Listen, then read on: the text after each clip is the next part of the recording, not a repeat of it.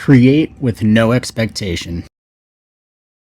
This is the video for people who are feeling creatively stuck and need a little bit of inspiration to get back into the creative groove. If you're a fan of coffee, hit that subscribe button. Now, feeling creatively stuck or going through what a lot of people call writer's block. This is the worst!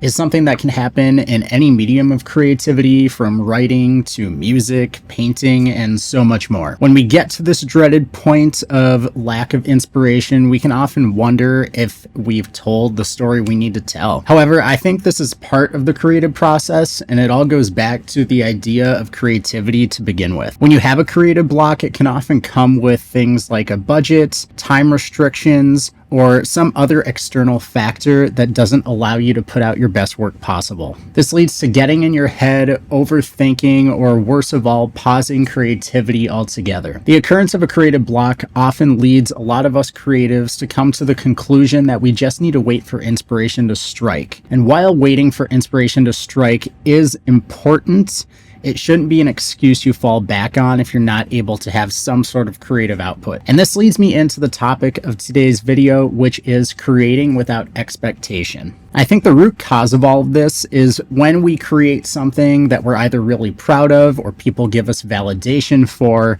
we'll sometimes put ourselves in a box, and that box won't allow us to get out. Subconsciously, this box doesn't allow you to leave, and it often sets the expectation for not only what you create, but what other people around you expect from your creativity. And in order to break out of this box, you need to go back to the root of what it means to be creative, and that is having no expectation. Creating without expectations means removing everything you know about yourself and what other people think of you, and creating just to create. By creating while essentially ignoring the world around you, you're able to get back to the definition of creativity, which is defined as the use of the imagination or original ideas, especially in the production of an artistic work. And this definition leads me to my next point. Creativity is all about originality and imagination. By simply sitting down and creating something that's original, imaginative, or has been inspired, you are participating in the creative process, and that's what it's all about. And guess what?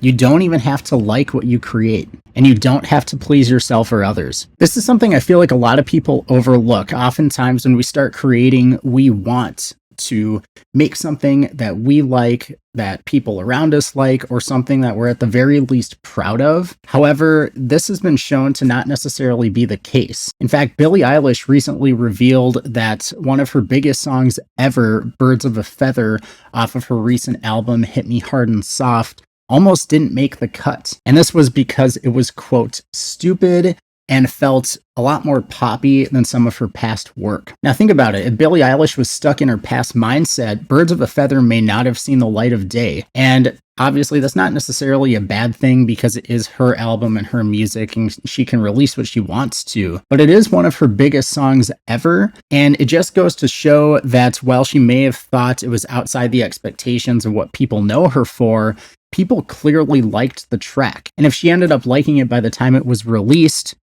I think that's great. Ed Sheeran has also talked about this, and he describes it as having muddy water that you need to filter through in order to get the clear water. I think this is a great analogy because specifically what Ed Sheeran's talking about is his songwriting. He'll often write a song a day so he can get the bad ideas out and allow the good ones to come through. Think about it. If you're going through a creative block or you're having bad creative ideas, you're still in the process of creativity, and these bad ideas might even spark inspiration for a great one. Both of these examples show that even the greats in the world go through the same process of creative blocks, trying new things creatively, getting out of their heads, and creating for the sake of creation. Now, I realize creating to create can oftentimes be easier said than done, so I wanted to leave you with a couple different ways that people have gone about sparking creativity, and it might be something you could implement as well in order to get the creative process going. So good. The first idea is to create as a character. Now, there are two examples that specifically come to mind. The first is Jim Carrey, and the second is Tate McRae. When it comes to Jim Carrey, he's often said that Jim Carrey himself is a character, and I think that's a fascinating idea. He became this wacky guy to do the work that he does, and in turn, he's become one of the greatest comedians of all time. Tate McRae has also talked about this when she goes into the studio to write the more attitude-based, maybe Britney Spears-leaning tracks. She'll go under this name Tatiana and put on this persona while writing in order to channel this different side of her creativity. Another thing you could do is create in a world that already exists. We see this a lot on YouTube, specifically in things such as fan films. For example, you have College Humor's Batman and Star Wars fan films, and this even goes into the greater entertainment industry as well. For example, the movie Elf used callbacks to some of the classic Christmas claymation films to build its world. So it just goes to show, since a world already exists, it doesn't mean you can't participate in it, and oftentimes it can be a great source of creativity and imagination, and a lot of times people in those communities will support you. Something else you can do is create using creativity. This could be something like making art or writing a song about a movie you recently saw. It could also be something like fanfic writing, which has become huge on the internet, and yes, it even goes as far as TikTok dances. Creating using others' creativity is a great way to spark inspiration and imagination while having something to build off of if you're feeling a little bit stuck. And the last tip I have for sparking inspiration creatively is using other creatives' processes. Now, no, I'm not saying copy their work or what they do,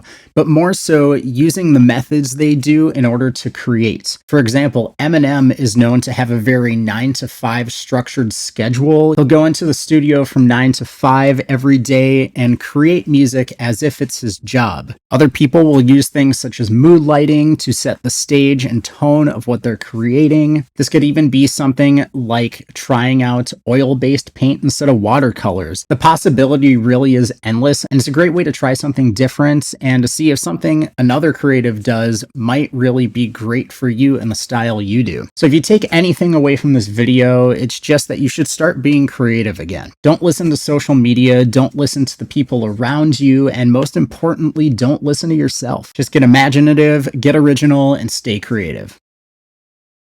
Creativity. And this even goes into the greater